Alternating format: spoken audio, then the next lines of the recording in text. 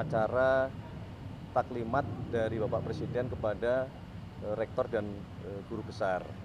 Sebagaimana yang tadi pagi kami sampaikan bahwa makna taklimat ini adalah bentuk cara berkomunikasi Bapak Presiden kepada seluruh pemangku kepentingan, dan hari ini adalah waktu yang beliau agendakan khusus untuk berdiskusi, memberikan update, memberikan perkembangan dan kondisi bangsa kita dan tantangan-tantangannya dan program-program pemerintah ke depan kepada jajaran rektor, kemudian guru besar, yang kita meyakini bahwa beliau-beliau itulah adalah figur-figur yang terpintar, figur-figur yang terpandai, dan figur-figur yang akan memegang kunci dalam hal kebangkitan bangsa Indonesia di berbagai bidang. Tadi di dalam pertemuan ada beberapa yang kemudian juga disampaikan kepada Bapak Presiden, dan Bapak Presiden telah mengambil beberapa keputusan. Salah satunya adalah dilaporkan bahwa dana riset di perguruan tinggi itu nilainya hanya 8 triliun, itu setara dengan 0,34% dari APBN kita.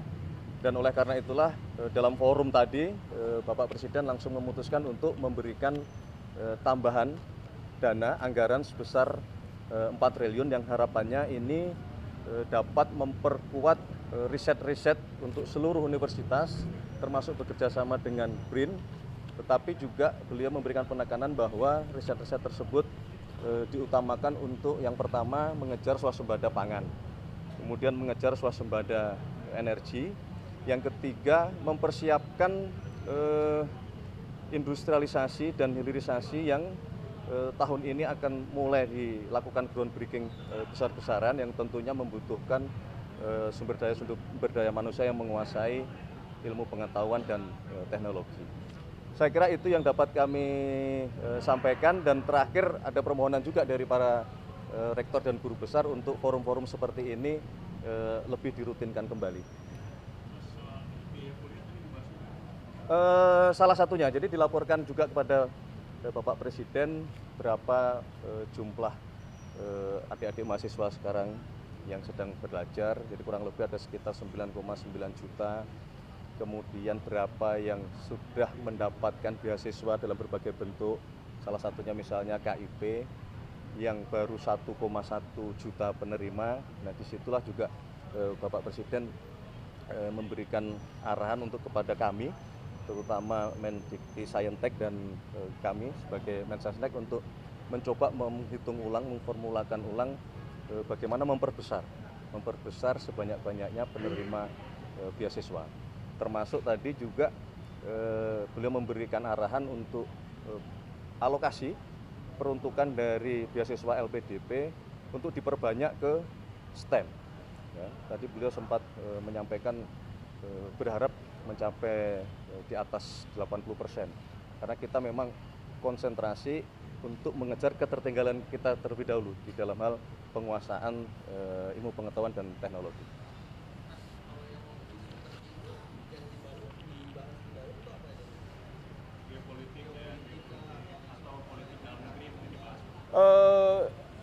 Hanya secara umum, jadi beliau memberikan gambaran bahwa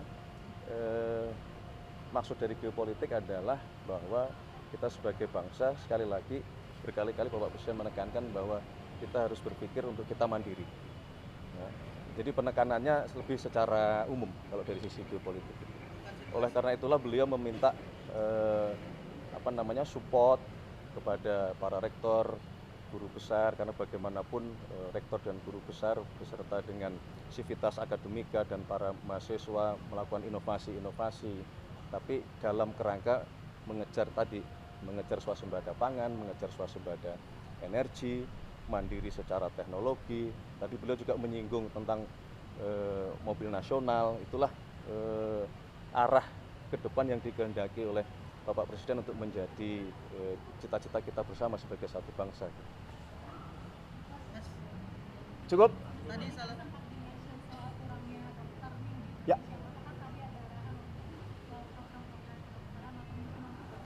Ya, jadi berkenaan dengan masalah bagaimana kita mengatasi kekurangan jumlah dokter, ada dua hal yang tadi juga di dalam forum Taklimat juga disampaikan bahwa sudah ada beberapa kebijakan-kebijakan untuk program studi kedokteran untuk itu diperbesar dari sisi penerimaan jumlah mahasiswanya maupun yang menuju ke dokter spesialis.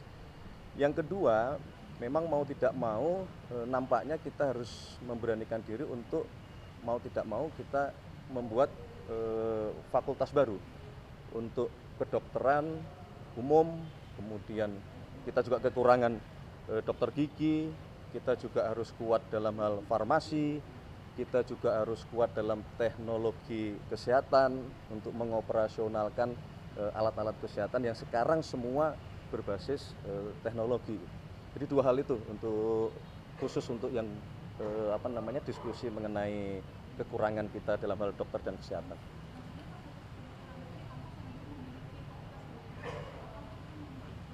Yang sudah diperbesar, tapi ada rencana kita untuk membuat baru. Ya, dengan beberapa fakultas yang tadi sudah saya sebutkan. Titiknya belum, sedang dalam proses kita identifikasi sebaiknya ada di mana dan berapa kira-kira yang kita perlukan itu. Ya.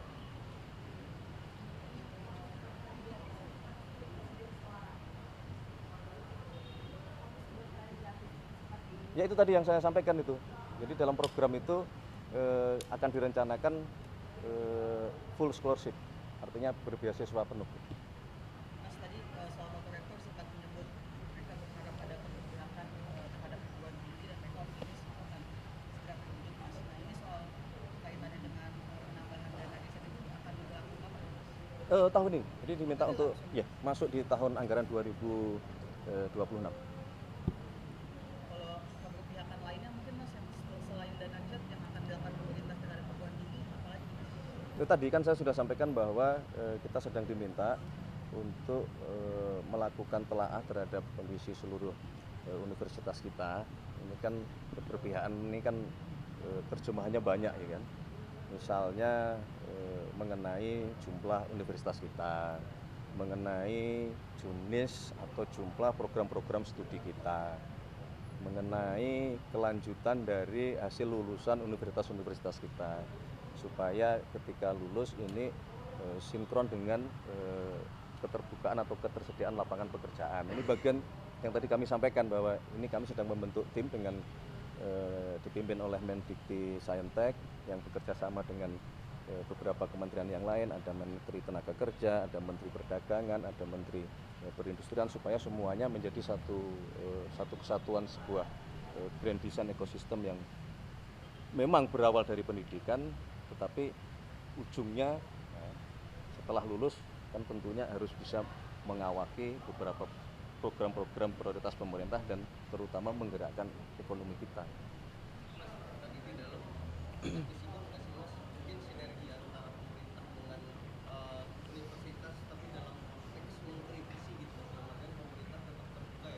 Sangat terbuka.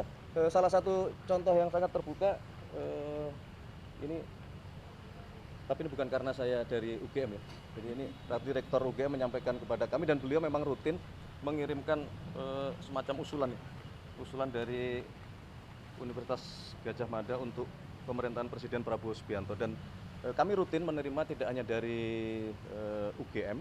Nah inilah kadang-kadang berkirim surat kemudian kita melakukan koordinasi, melakukan diskusi, dan kami merasa ini juga salah satu saluran di dalam penyampaian atau pemberian masukan yang tentu saja kita perhatikan.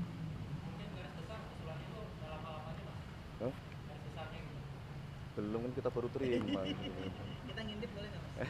Nanti aku lagi. Oke, terima kasih ya.